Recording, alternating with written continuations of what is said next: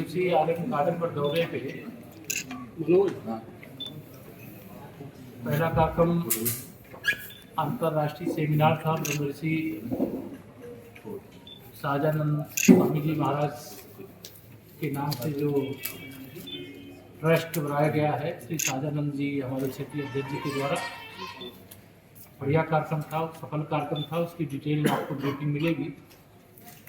उसके पश्चात राम चौपाल का आयोजन किया गया। राम चौपाल का आयोजन चूँकि मनरेगा की जगह अब विकसित भारत जी राम जी अधिनियम आ गया है, इसके माध्यम से गांव का सर्वांगीण विकास होगा।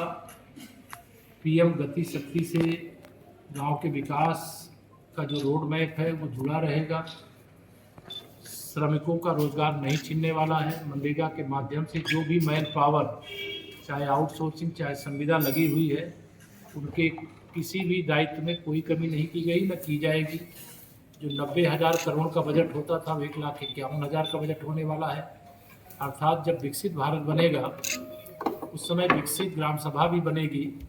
इसी लक्ष्य को लेकर के माननीय प्रधानमंत्री श्री नरेंद्र मोदी जी के नेतृत्व में केंद्र सरकार ने मनरेगा रूपी दानों ने जो भ्रष्टाचार करके 11 लाख करोड़ खा गया था, अब वह 11 लाख करोड़ अगर खर्चा होगा तो गांव स्मार्ट सिटी की तरह स्मार्ट ग्राम सभा भी बन जाएगी, ऐसा पूरा विश्वास रखते हुए बाकी जो जनपद में विकास कार्य हैं उनको तेज़ी से आगे बढ़ाने के निर्देश दिए गए हैं।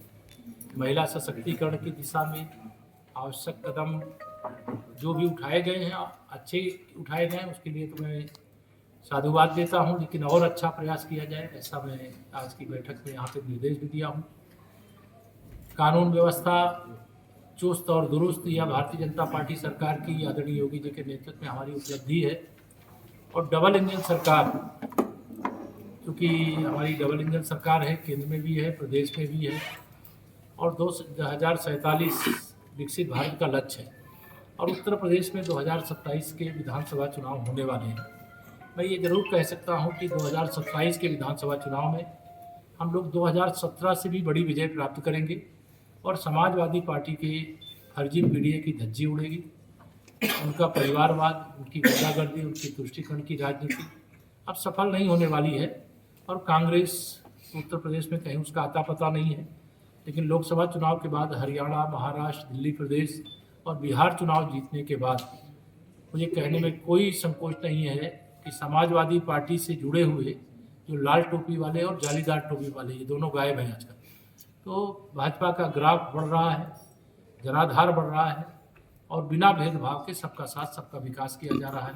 पश्चिम बंगाल में भी भारतीय जनता पार्टी चुनाव जीतने सर अखिलेश यादव ने कहा कि जब सत्ता ने जब जुल्म करना शुरू किया तो उसे कलयुग आ जाता है। आधार देखिए, श्री अखिलेश यादव जी बिहार चुनाव में पराजय के बाद बहुत बौखलाहट में हैं।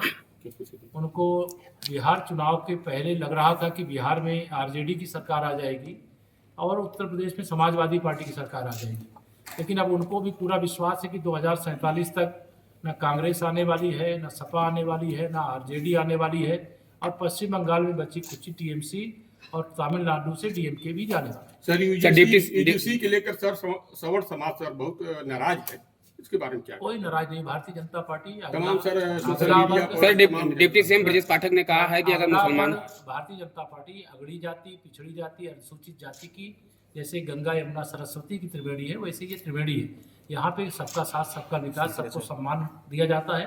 जो पीछे छूट गए हैं उनको आगे बढ़ाने के लिए जो जरूरी कदम होता है उठाया। Sir deputy CM Brajesh Pathak ने कहा कि अगर सपा को मुसलमानों का वोट न मिलेगा तो वो प्रधानी भी नहीं जीत पाएंगे। ब्रजेश जी आएंगे तो उनसे पूछना आप किस परिपेक्ष में कहें, आप किस लिए सवाल शंकराचार्य जी का कहना चाह रहे हैं जो वर्तमान बॉल चल रहा है शंकराचार्य जी पे चल रहा है, वो जो शंकराचार्य जी के चरणों में प्रणाम है, वो बढ़िया स्नान करें, उनसे प्रार्थना है और यह विषय का समापन करें, ऐसे आग्रह। बस धन्यवाद।